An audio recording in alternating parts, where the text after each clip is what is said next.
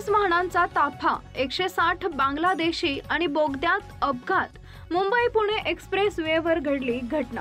अनधिकृत वास्तव्य करणाऱ्या बांगलादेशींना पुणे या ठिकाणी घेऊन जाणाऱ्या तब्बल 19 पोलीस वाहनांचा ताफा निघाला असताना रसायनी पोलीस ठाण्याच्या हद्दीत भातान बोगद्यात त्यातील काही वाहनांचा विचित्र अपघात झाल्यानं एकच खळबळ उडाली आहे.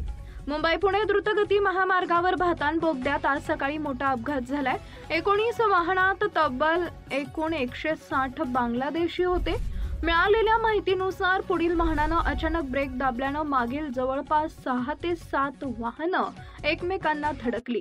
यात 19 पोलीस कर्मचारी आणि 12 बांगलादेशी जखमी झाले असून जखमींवर एमजीएम रुग्णालयात उपचार सुरू आहेत. याबाबत अधिक माहिती रायगडच्या पोलीस अधीक्षक अंचल दलाल यांनी दिली आहे, तर पुढील तपास सुरू असल्याचं त्यांनी सांगितलं आहे. रायगडामध्ये रसायने पोलीस स्टेशनच्या हद्दीमध्ये पोलीस वाहनाचा अपघात झालेला आहे. हा अपघात कशा पद्धतीचा होता, किती वाजता झालेला आहे आणि किती पोलीस कर्मचारी यामध्ये जखमी आहेत? आज सकाळी जवळपास 19 वाहनांचा एक पोलीस कॉन्वॉय मुंबईवरून रवाना झालेला होता. त्याच्यात 160 इलिगल बांगलादेशी इमिग्रंट होते, ज्यांना पुण्याला ते घेत जात होते बांगलादेशला परत डिपोर्ट करण्यासाठी.